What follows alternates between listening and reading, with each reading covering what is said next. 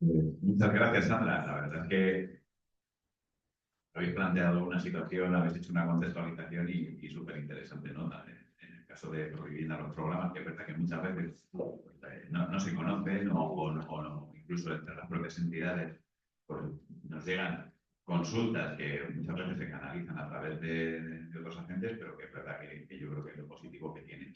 Sí que es cierto, y apuntabais varias cuestiones que tienen que ver con la normativa, que es uno de los ejes fundamentales, que parece que no, porque será por leyes. En este país no, pero leyes tenemos muchas.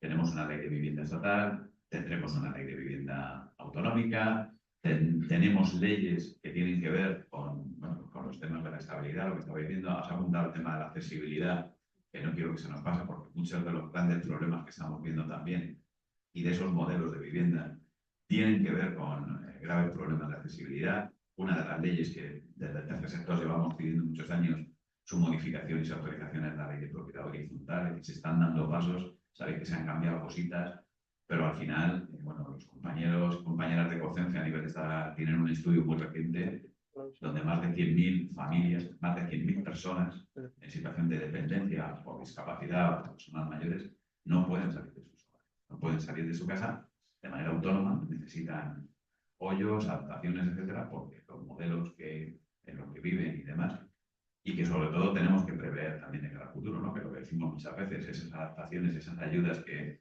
el gobierno está dando en materia de rehabilitación, de eficiencia energética y demás, han habido varias preguntas relacionadas con la accesibilidad, es decir, vale, ¿y la accesibilidad para cuándo? ¿No? Es decir, que tiene que ver porque hay personas mayores que siguen viviendo en su hogar. Se supone que el modelo de institucionalización por el que se apuesta, todos queremos terminar nuestros días en nuestra casa, no queremos estar en una residencia, me imagino, pero claro, tendremos que tener la posibilidad de salir, ¿no? Yo, si os parece, primero me gustaría dar la palabra a quienes estáis aquí también, porque agradeciendo además el esfuerzo de que hayáis venido hasta aquí. Y bueno, pues en función de lo que vayamos viendo aquí, si queréis también os comento luego alguna otra cuestión que hay por aquí. Tienen que hablar ellos. ¿Os identificáis si nos importa? Sí, yo soy Marité de Provivienda y este año es verdad que nos hemos dado cuenta que, por ejemplo, con las ayudas del alquiler llevan, creo que estuvimos revisando y eran 3 años sin subir el máximo. Entonces, como han evolucionado los precios, nos hemos encontrado que mucha parte de nuestras familias no han podido acceder a esas ayudas porque el precio máximo son 600 euros. Es que ahora mismo en Toledo, 600 euros es una vivienda de una habitación. Entonces, te encuentras con una familia monomarental que está cobrando 650, o sea, que está pagando 650 euros y no tiene derecho a ayuda de alquiler. Entonces, de cara a las siguientes ayudas, revisar cómo está el precio de mercado, porque si no, es que estamos excluyendo a gente que realmente debería estar ahí directamente. Totalmente de acuerdo, Matilde. De hecho, ahora mismo estamos en una fase muy buena para mejorar todos los programas que se encuadran dentro del Plan Estatal de Vivienda. ¿Por qué? Pues porque nuestro plan de vivienda actual finaliza en 2025, está prácticamente ejecutado. Sí que es verdad que nos quedan sacar 2 convocatorias, una del incremento del parque público de viviendas, que cojáis el metro y enfocáis al lío y ampliar el número de viviendas. Esa es la convocatoria que sacaremos y otra la ejecución, pero hoy por hoy ya el plan estatal actual, que era 2022-2025, está finalizado. Y algo bueno que han planteado desde el Ministerio, cómo se nota que por fin tenemos un Ministerio de Vivienda, que es que en la anterior, la pasada legislatura ni aparecíamos el nombre, era Ministerio de Transportes, Hacienda Urbana y no sé cuántas cosas más, ¿no? Pero vivienda no estaba. El hecho de tener un Ministerio de Vivienda propio nos permite tener una mayor cercanía a la hora de diseñar y plantear los programas de vivienda. Y la ministra ya se ha comprometido a que va a hacer grupos de trabajo, va a mantener reuniones bilaterales con las comunidades autónomas para que le hagamos llegar todas las propuestas para el próximo plan estatal de vivienda. Y nosotros teníamos contemplada una de estas medidas era esta, que precisamente antes de ayer tuvimos comisión multilateral en el Ministerio con todas las direcciones generales creo que eran los compañeros de Cataluña que también lo planteaban, que al final los topes máximos quedan obsoletos dado cómo está el mercado actual. Entonces sí, vamos a tenerlo en cuenta. De todas formas ya os invito a todas las entidades que estáis aquí que nos hagáis llegar vía correo todas las sugerencias de mejora del plan, porque ya os digo que en breve comenzaremos con esas reuniones con el Ministerio y vosotros conocéis perfectamente la realidad porque lo aplicáis. Más allá de que nosotros podamos pensar y ponernos en supuestos, quienes estáis en el día a día sois vosotros y conocéis lo que se necesita. Entonces os animo a que nos hagáis a nuestra vez todas las propuestas de mejora que tengáis. ¿Sí? Sí. Soy Cristina Gómez, soy la presidenta de Castilla-La Mancha. Más que me preguntas, quiero transmitiros mis percepciones y mi reflexión. Inés ha dicho muy bien que el top 10 de la preocupación en España es desde luego la vivienda. Se abren muchos titulares todos los días, ¿no? En la prensa escrita y en los programas de televisión, en todas partes. Esta mañana, además, yo mientras me desayuno y tal, suelo poner el informativo y hablaban sobre la vivienda. Entonces, bueno, transmitiros que veo un rayo de esperanza con Provivienda y lo que nos ha transmitido Inés de las políticas que pretende el gobierno regional o lo que se está ejecutando hasta ahora, pero yo como sociedad me siento fracasada. Como esta sociedad de la que formo parte, siento que como sociedad hemos fracasado. Porque además el artículo 47 de la Constitución, que no está dentro de los derechos fundamentales, menos mal, que no está dentro de la sección segunda de los derechos fundamentales, porque para cualquier normativa que hubiera que regular si fuera un derecho fundamental, habría que tener una mayoría cualificada para una ley orgánica. Imaginad cómo están los parlamentos ahora como para tener mayorías para regular la vivienda. O sea, no tendríamos nunca políticas sobre vivienda si fuera un derecho fundamental. Pero está reconocido en la Constitución y hay que cumplirlo. Y sobre todo, lo que hay que cumplir es la última frase de ese artículo, que dice que los poderes públicos tienen que hacer políticas para evitar la especulación. Bueno, pues en 40 y tantos años solo se especula. Y a mí me parece terrible.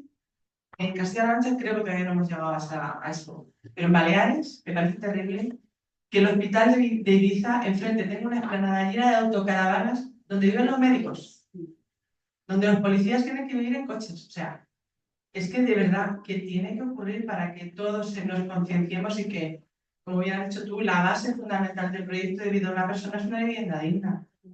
Y sobre todo, como madre de dos jóvenes en la veintena, es ahora mismo la generación que peor lo tiene con la vivienda. Yo también he tenido 20 años y también he querido tener mi vivienda, pero tuve otras posibilidades que estos no están teniendo. Cuando en el año 98 salió la ley del suelo y se decidió liberar el suelo para que se pudiera construir, lo que se hizo fue especular todavía más. Y tuvimos una gran burbuja inmobiliaria que todavía estamos pagando. Entonces, transmitiros eso, que tengo un rayo de esperanza, porque desde luego según venía para acá, como esta mañana he desayunado con noticias sobre vivienda y sobre el mercado de la vivienda y tal, no podemos estar cobrando 1.000 euros por una vivienda, por una cama en el centro de las ciudades. O sea, no puede ser. Es como dice mi suegro, que es que es un pecado. Es que eso es un pecado. O sea, hay que ser un poquito más solidario, como dice Isabel, nuestra ministra de Vivienda, que la han criticado muchísimo, pero es que tiene razón. O sea, es el mercado amigos, no podemos seguir siendo el mercado amigos. Esto es lo que quería transmitir. Yo quería añadirte una cosa. Fíjate que en Baleares tenemos uno de estos proyectos que comentaba de mediación alquiler. Concretamente no están en Ibiza, pero están en Mallorca y en Menorca. Y antes decía Inés que no solamente es alquiler de habitaciones, sino alquiler de camas. En Baleares nos cuentan cosas mucho más escandalosas como alquiler de terrazas o alquiler de bañeras. Este es el punto de zonas tensionadas. Sí, sí, sí. En fin, desde luego da para pararse y reflexionar. Te agradezco, Cristina, la reflexión, que por supuesto que es compartida. Ahora mismo la vivienda es un problema y además tengo la percepción de que es un problema que se ha ido haciendo bola, que no viene de ahora. No es un problema que sea de ahora, es un problema que se ha ido haciendo bola y que no éramos conscientes de en lo que se iba a convertir esto. Entonces, estamos viendo auténticos dramas humanos en el acceso a una vivienda y ya no solo que principalmente lo sufren muchas familias y mucho más las vulnerables, pero es que esto ya está a pesar, es que esto ya... Que vamos a ser vulnerables todos. Efectivamente, nos convertimos en vulnerables todos y perfiles que en otras circunstancias no podrían tener ningún problema en hacer una vivienda, lo están teniendo. Y al final todo va en cadena, es lo que os he dicho antes. Al final, si no tienes vivienda, poco puedes hacer con tu desarrollo personal, con tu desarrollo familiar, con tu desarrollo profesional. Está todo condicionado a que tengas un hogar, a que tengas un refugio. Entonces, bueno, estamos trabajando intensamente, pero tenemos que ser conscientes, y os lo he dicho también a algunos antes de entrar aquí, que hay muchas políticas de vivienda que el impacto positivo y real lo vamos a ver dentro de unos años. Porque si ahora estamos sacando a licitación para la construcción de viviendas, el procedimiento de licitación tarda lo que tarda. Súmale los plazos de ejecución de obra. Y el problema lo tenemos aquí, ¿eh?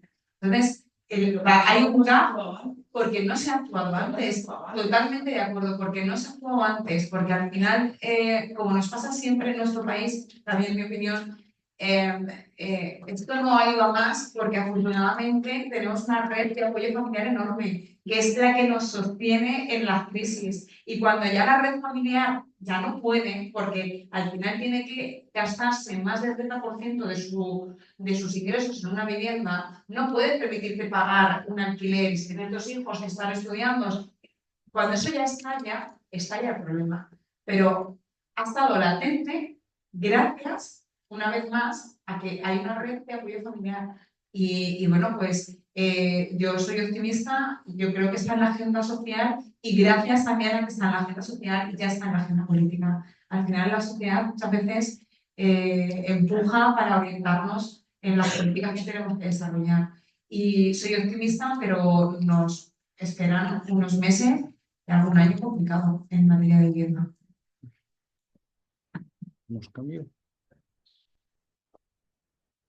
Muchas de las preguntas que llegaron con la inscripción las habéis ido contestando, porque además era pues eso, los avales, y Provivienda daba algún tipo de apoyo de avales, el tema de la Junta tiene previsto hacer viviendas asequibles y accesibles en los próximos años, posibles recursos para crear un parque de viviendas sociales. Hay una pregunta de un tema que no ha salido, que nos lo planteaban en plan telegráfico. Sugerencia: abordar la residencia en asentamientos chabolistas, pueblo gitano, personas romaníes, con chabolismo, alternativas de vivienda para personas romaníes. La Junta tiene algo previsto. Y luego, ¿qué medidas de intervención a corto plazo medio tiene el gobierno regional, dado los aumentos que se da alquiler? ¿Se ha planteado algún otro modelo de vivienda, como los modelos nórdicos? Claro, hablábamos antes, ¿no?, de los containers, viviendas prefabricadas, otros modelos que son más...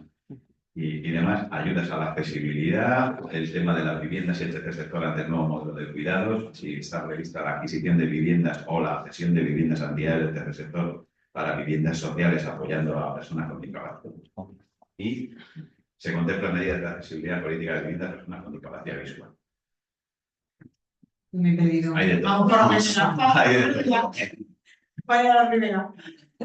No, que si se tiene previsto hacer viviendas accesibles y asequibles en los Sí. próximos años. Sí. El programa que os he contado de este modelo de colaboración público-privada prevé la construcción de viviendas en alquiler asequibles y el plazo que nos fija Europa es que tienen que estar construidas a 30 de junio de 2026. Es verdad que todas las comunidades autónomas estamos pidiendo y rogando, por favor, al Ministerio de Europa que alargue sus plazos porque los procedimientos son muy largos y vemos que no llegamos. Nos decía el otro día el Ministerio que bueno, pues que van a abordar ese debate, pero que en todo caso eran conscientes de que no podían dejar proyectos de rehabilitación, proyectos de construcción que estaban muy avanzados o muy maduros en la cuneta, sin ayuda, porque no hayan finalizado las obras unos meses antes, ¿no? Entonces, sí, a corto o medio plazo, para junio de 2026, habrá más vivienda, más oferta de vivienda asequible en Castilla-La Mancha. El tema de abordaje de alternativas para personas romaníes, que hay alguna medida concreta. Pues dentro del Plan Estatal de Vivienda sí que había un programa específico para la erradicación del chabolismo. En la anterior legislatura estuvimos trabajando intensamente con el Ayuntamiento de Ciudad Real para actuar en el asentamiento chabolista de San Martín de Porres. Lo teníamos todo muy avanzado y la realidad es que el Ayuntamiento cambia de gobierno y desde entonces no hemos recibido noticias. Entonces, son actuaciones que para que funcionen se necesita una implicación de lleno del ayuntamiento, que es la administración más cercana. Y si no hay un compromiso firme, difícilmente esto puede salir adelante. Me dio pena porque lo teníamos muy trabajado, lo teníamos muy avanzado, pero bueno, no fue posible y lo que sí que teníamos claro es que esos fondos no los íbamos a perder. Entonces, pudimos reasignarlos a otros programas del plan, como las ayudas al alquiler. Y estas estaban todas, y bueno, pues eso, el modelo de viviendas previstas para el tercer sector, para las necesidades emergentes de la comunidad más vulnerable. De las proporciones, se ha previsto que pueda haber espacio para, o viviendas para el tercer sector para atención a estas personas. Hay modelos muy interesantes que espero que Juan o Javier, cuando les toque su turno, nos lo comenten. Los modelos ya de cesión de uso, de modelos de cohousing, que desde luego en nuestro país nos queda mucho por desarrollar, porque aquí tenemos una concepción de la vivienda en propiedad. Realmente somos un país de propietarios. Y por eso cuando hablamos de que los propietarios tienen miedo de alquilar, como bien hemos hablado aquí, no estamos hablando de bancos ni de fondos, no, estamos hablando de una familia humilde, trabajadora, que ha tenido sus ahorros y que los ha invertido en una vivienda. Entonces, al final, el perjuicio que ocasionamos cuando no hay impagos fuertes del alquiler o cuando no se puede desalojar a la familia que no paga, lo sufre directamente el propietario. Es decir, yo creo que esa red no la tiene que soportar el propietario.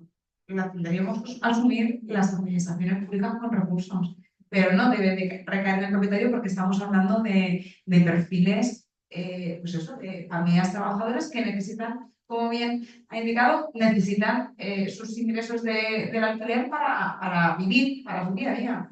Entonces, somos un país con una cultura muy arraigada en la propiedad, que ahora nos vamos al alquiler porque no podemos acceder a la hipoteca, porque no tenemos esos ahorros previos para pagar la hipoteca, aunque al final la hipoteca mensual está mucho más baja que lo que está ahora un alquiler, es decir, que los jóvenes si tuvieran una entrada se irían directamente a la compra.